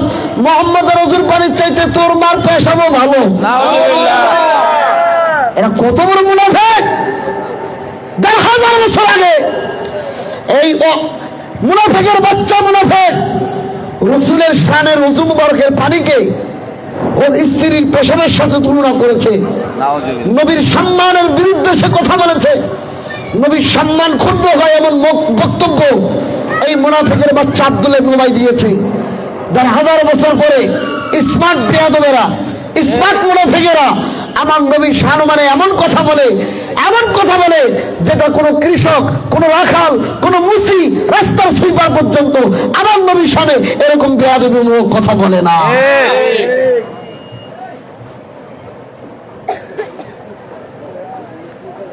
মুসি ইমান নষ্ট করার জন্য ভয় না, রিক্সাওয়ালা ইমান নষ্ট করার জন্য ভয় না, রাস্তা সুইপার ইমান নষ্ট করার জন্য ভয় না। ইমান নষ্ট করার জন্য ভয় হলো মৌলবী, দাড়ি টুপিওয়ালা, জুব্বাওয়ালা, মৌলবী জাত, মাওলানারা। কথা বলেন না কেন মিয়া? অথচ যেটা নবীর শানে কোশ্চেন কালে সাহাবীরা বলেন নাই, সেই শব্দ আমাদের মাঝে লক্ষ লক্ষ মানুষের মাঝে বলে দিচ্ছে স্মার্ট বেয়াদবেরা। এই সমস্ত স্মার্ট বেয়াদব থেকে আল্লাহ আমাদের হেফাজত করেন, আমাদের ইমানকে মজবুত করেন। মুখ খুলে বলেন আমিন। আমি মনে করি ওই সমস্ত স্মার্ট বয়দের মৃত্যুদণ্ড যদি বাংলাদেশে ইসলামী আইন থাকতো তাহলে এতদিনে তার মৃত্যুদণ্ড হতো। যেহেতু ইসলামী আইন নাই, নবীর আইন, ইমানের আইন, মৃত্যুদণ্ড। আবু দাউদ শরীফের হাদিস খুলে দেখবেন, নবীর এক আশিক ছিল, যেন ওটা চোখে দেখতো না, অন্ধ। ওর বাড়িতে একটা দাসী ছিল, বাদী। তৎকালীন যুগে স্ত্রী আর বাদী একই রকম বৈধ ছিল। স্ত্রীর গর্ভে যেমন সন্তান দেওয়া বৈধ ছিল, বাদীর গর্ভে সন্তান দেওয়া বৈধ ছিল। স্ত্রীর মতো ব্যবহার হইত। তার গর্ভে 2টি সন্তান, আরেকটি গর্ভজাত। আল্লাহ রাসূল সাল্লাল্লাহু আলাইহি সাল্লাম, আল্লাহ নবী সাল্লাল্লাহু আলাইহি সাল্লামের এই আশেক অন্ধ লোকের যে দাসী, এই দাসী রাসূলুল্লাহকে গালি দিতেন। অন্ধ হইল, তিনি তো নবীর পাগল। এই দাসীকে বলতেন, তুই রাসূলকে গালাগালি করিস না, তোর এই বাজে শব্দ আমার সহ্য হয় না, আমার নবীকে খারাপ বললে আমার কষ্ট লাগে, এখনো সময় আছে, সাবধান হও। তো ওই রাত্রে এই দাসী এমন ভাবে খারাপ কথা রাসূলকে বললেন, এই অন্ধ আশেক রাসূল আর সইতে পারলো না। ওই মহিলা কিন্তু গর্ভবতী, বাচ্চা প্রেগনেন্ট। এমন সময় এই অন্ধ লোকটা একটা ছুরি হাতে নিয়ে ওই দাসীর পেটের ভিতরে ছুরি ঢুকাইয়া এই মহিলাকে দুনিয়া থেকে বিদায় করে দিলেন। তার শাস্তি দিলেন মৃত্যুদণ্ড। সকাল হলেন, আল্লাহর হাবিব সহ এলাকার লোকজন জমায়েত হয়ে বলল, এই মহিলাকে কে হত্যা করেছে? এই মহিলা প্রেগনেন্ট অবস্থায় কে মেরেছে? কে মেরেছে স্বীকার করো। কেউ স্বীকার করে না। ওই পুরুষ অন্ধ আশেক রাসূল ঘরের ভিতরে বসে চিন্তা করে, আমি এখন নবীর কাছে যাই স্বীকার করব না চুপ থাকবো, কি করব? কারণ ও তো নবীরে গালাগালি করে, এটা তো আমি সইতে পারি না, এই জন্য তারে মারছি, আমি কেমনে বলবো? ভাবতেছে কি করবে। এমন সময় আমার নবী জোরে আওয়াজ দিয়ে বলল, এই মহিলাকে কে হত্যা করেছে এটা স্বীকার করো। যদি না করো তার প্রতি আমি মুহাম্মদের দাবি আছে, আমি তার দাবি রাখবো। এই কথা যখন বললো, অন্ধ আশিক রাসূল আর টিকতে পারলেন না। তিনি দৌড়ে এসে আল্লাহর হাবিবের সামনে দাঁড়ায় বললেন, ইয়া রাসূলুল্লাহ, এই মহিলাকে আমি মেরেছি, আমি ওকে খুব ভালোবাসতাম, আমার 2টা বাচ্চাও আছে, গর্ভ সন্তান আছে, কিন্তু ও তো আপনার বিরুদ্ধে বলে। আমি বহুবার তাকে নিষেধ করেছি যাতে আপনার বিরুদ্ধে না বলে। হুজুর সে শোনে নাই, তারপরও গালাগালি করে। আমি আর শুনতে পারি নাই হুজুর, নিজের কন্ট্রোল রাখতে পারি নাই, নিয়ন্ত্রণ রাখতে পারি নাই। আমি নিজ হাতে তাকে ছুরি দিয়ে হত্যা করে দুনিয়া থেকে বিদায় করে দিয়েছি। আল্লাহর হাবিব এই কথা শোনার পরে নবী ডাক দিয়ে বললেন, হে দুনিয়ার মানুষেরা, হে আমার উম্মতেরা, তোমরা সাক্ষী থাকো, এই মহিলার রক্ত বৃথা গেল। তার মানে মহিলার মৃত্যুদণ্ডের কোনো শাস্তি হবে না। তাহলে বোঝা গেল আবু দাউদ শরীফের হাদিস দ্বারা আল্লাহর হাবিবের বিরোধিতাকারী, আল্লাহর হাবিবের অপমানজনক কথাবার্তা বলার শাস্তি হলো মৃত্যুদণ্ড। ঠিক কি বলো? তা আমরা তো মৃত্যুদণ্ড দিতে পারবো না। আমাদের তিন ভাবে প্রতিবাদ। একটা হলো, যদি আপনার ক্ষমতা থাকে তাহলে আপনার হাতে প্রতিবাদ করবেন, যদি ক্ষমতা না থাকে মুখ দিয়ে করবেন, তাও যদি না থাকে অন্তত তাকে অন্তর থেকে ঘৃণা করে সরে যাবেন। আমরা হাতেও পারবো না, মুখেও পারবো না, আমরা ঘৃণা তো করতে পারবো ইনশাল্লাহ। কি বলেন, পারবো না? আমরা নবীকে ভালোবাসি, আমরা নবীর দুশমনকে ভালোবাসি না, তাদেরকে আমরা সমর্থন করি না, মৃত্যুর আগ মুহূর্ত পর্যন্ত করবো না ইনশাআল্লাহ। কারণ তাদের দাড়ি থাকতে পারে, টুপি থাকতে পারে, জুব্বা থাকতে পারে, পাগড়ি থাকতে পারে, জনসমর্থন থাকতে পারে। আর জনসমর্থন আর জ্ঞানী দিয়ে কি করবেন? এরা হলো এই জামানার আবু জাহেল। আবু জাহেল বুঝেননি? আবু জাহেল মানে মূর্খের বাবা। আবু জাহেলের নাম তো আবু জাহেল না, আবু জাহেলের নাম হলো আবুল হাকাম, মানে জ্ঞানীর বাবা। রসুলের বিরোধিতা করে আবু জাহেল হয়েছে। তাও এই মেরাজ রসুল যখন মেরাজ থেকে আসলেন, সকালবেলা কাবাগরের সামনে নবী দাঁড়িয়ে আছেন। তা আবু জাহেল যায় কয়, ও মোহাম্মদ, কোনো খবর আসেনি তোমার? প্রত্যেক দিনে তুমি গাইবের খবর কও, প্রতিদিন একটা আশ্চর্য খবর কও, আজকে কি কোনো খবর আসেনি? নবী কয়, হ্যাঁ আজকেও আছে। সুবহানাল্লাহ বলেন না? হ্যাঁ আজকেও আছে। কেমন? আমি গতকালকে মেরাজে গিয়েছিলাম, বাইতুল মুকাদ্দাস গিয়েছিলাম, আবার বাইতুল মুকাদ্দাস থেকে আসছি, আসমানে গেছিলাম, জান্নাতে গেছিলাম, জাহান্নামে গেছিলাম, আল্লাহর বাড়িতে গেছিলাম, 27 বছর থাকছি, আল্লাহর সাথে কথা বলছি, আবার ফিরত আসছি। আয়সা দেখি যেই ঘরে শুয়েছিলাম ওই বিছানা এখনো গরম, যেই পানি দিয়ে উজু করে গেছি আয়সা দেখি এখনো উজুর পানি গড়ায় যায়, যেই ঘর থেকে বের হয়েছি আয়সা দেখি এখনো শিকল লড়তেছে। 27 বছর কাটছে। আবু জাহেল লেখা, তুই কি পাগল হয়েছিস নাকি? নাউজুবিল্লাহ বলেন। তুমি বাইতুল মুকাদ্দাস গেছো? আরে বাইতুল মুকাদ্দাস কাবা ঘর থেকে যাইতে 1 মাস, আসতে 1 মাস, 2 মাসের রাস্তা বাহনে গেলে। আর তুমি বলো গেছো আবার আসছো, আবার এখানে বসা। তো তুমি কি বাইতুল মুকাদ্দাসে ঢুকছো? হ্যাঁ বাইতুল মুকাদ্দাসে ঢুকছি, নামাজ পড়ছি, নবী ইমাম ঘুরছি। তাহলে কত বাইতুল মুকাদ্দাসের দরজা কয়টা, জানালা কয়টা? আল্লাহু আকবার বলেন না? আচ্ছা, আপনার এই মাহফিলে আসছেন, এটা সত্য তো? কথা না, সত্য তো? বক্তাকে মাওলানা ফয়সাল, মাওলানা আনসারী, এটাও তো সত্য। এখন কেউ যদি বলো তো ওই মাহফিলে লাইট কটা লাগাইছিল, ওই মাহফিলের গেটে বাঁশ কটা দিছিল, যেই টেবিলে বসে আনসারী ওয়াজ করেছে টেবিলের নিচে খুঁটি কয়টা আসছিল কত? আপনার কি এগুলি গন্ত আসছেন? কথা বল না, গন্ত আসছেন? লাইট গন্ত আসছেন? এই বেলুন গন্ত আসছেন? মাহফিলে আসছেন, এটা সত্য তো? কথা বল না, সত্য তো? আল্লাহ নবী কয়, আল্লাহ আমি তো দরজা গনতে যাই নাই, জানালা গনতে যাই নাই। আবু জাহেল কয় কি আমি কেমনে করবো? আল্লাহ কয়, জিবরাইল আমার বন্ধুর কাছে জান্নাত থেকে তুই যাইয়া বাইতুল মুকাদ্দাস তুই না ধরে রাখ। নবী কয়, ডান দিকে এই করা, বাম দিকে এই করা, এই করা, এই করা। সুবহানাল্লাহ বলেন। সুবহানাল্লাহ। নারে তাকবীর, এটা দে দাও। নারে তাকবীর, আল্লাহু আকবার, নারে রিসালাত, ইয়া রাসূলুল্লাহ, বিশ্বলি ফরিদপুরি জিন্দাবাদ, খাজা বাবা।